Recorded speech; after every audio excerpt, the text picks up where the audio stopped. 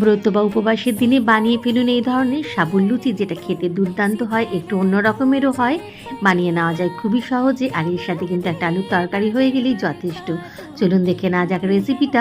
বড় দানার সাবু বা ছোট দানার সাবু যে কোনোটাই নেওয়া যেতে পারে। একটু শুকনো খোলায় ভেজে নিয়েছি 2-3 মিনিট। তারপর আমি ঠান্ডা করে মিক্সিতে ভালো করে গুঁড়ো করে ছেঁকে নিয়েছি। এতে যেটা দিচ্ছি সেটা হলো আদা, কাঁচা লঙ্কা একটু থেতো করা, সৈন্ধব লবণ, আর দিচ্ছি 3টে আলু সেদ্ধ করে গ্রেট করে নিয়েছি। একটু ধনেপাতা কুচি দিয়ে প্রথমে চটকে চটকে মেখে নেব, তারপর পরিমাণ মতো জলের ব্যবহার করব। 1 কাপের কিন্তু পুরোপুরি জলটা লাগেনি। একটু ঢাকা দিয়ে রেখে দিয়েছিলাম জাস্ট আধ ঘন্টার জন্য। তারপর লেচি কেটে নিচ্ছি। এবারে বেলে নেওয়ার পালা। আটা বা ময়দাতে একটুখানি কোট করে নিয়ে বেলে নিচ্ছি। কিন্তু সাবুর লুচি পুরোপুরি গোল হয় না, একটু এবড়ো খেবড়ো হয়, তাই একটা গোল বাটি বসিয়ে সমান করে এইভাবে গোল করে নিচ্ছি, যাতে দেখতে ভালো লাগে, খেতেও ভালো লাগে। এরপর সাদা তেলে ছেঁকে তুলে দিন। আর কিছুই লাগবে না, সাথে আলুর তরকারি নিয়ে নিন। খেতে কিন্তু দুর্দান্ত হয়, অবশ্যই বানিয়ে দেখুন উপবাসের দিনে।